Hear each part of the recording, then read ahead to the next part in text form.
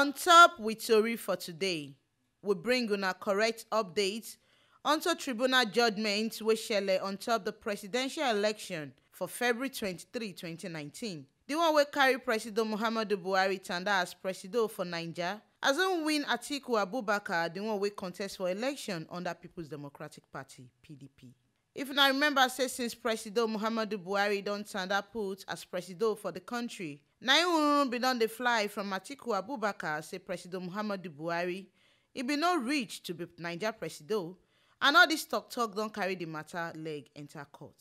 Unto this many talk na im check don shele unto how the election matter take waka as tribunal don sit down put to take judge all the matter. Unto tribunal judgment wey come shele so na im make Presido Muhammadu Buhari come yarn am talk say the judgment wey comot for tribunal hand na better victory for Naija people.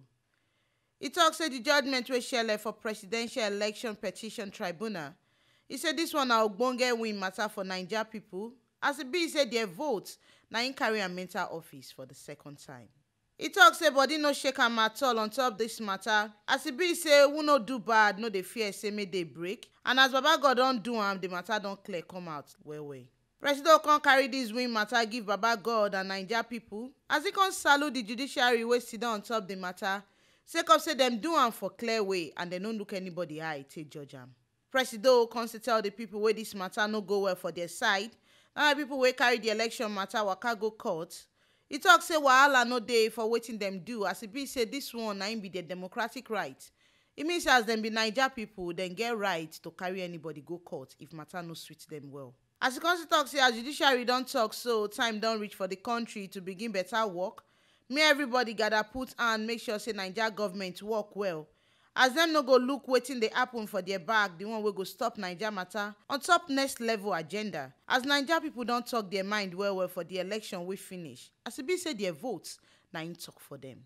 Na here we see the ogbonge informate reach on top with tori for today, as Presido Muhammadu Buhari don yarn am say the judgment wey waka come from tribunal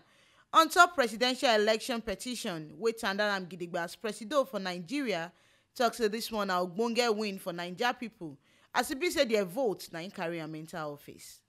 Make una no forget say this ogbonge and sharp informate wey una dey hear so na T Live Media na im carry am come gidigba come knack am give una. And to continue to dey get this sharp and clear informate as e dey shele for we country, make una no forget to like, comment and subscribe to we YouTube channel for T Live Media TV, and now fit still follow us waka enter Facebook for T Live Media. Our website sidon gidigba put for www.tlivemedia.com to dey get ogbonge informate as e dey shele.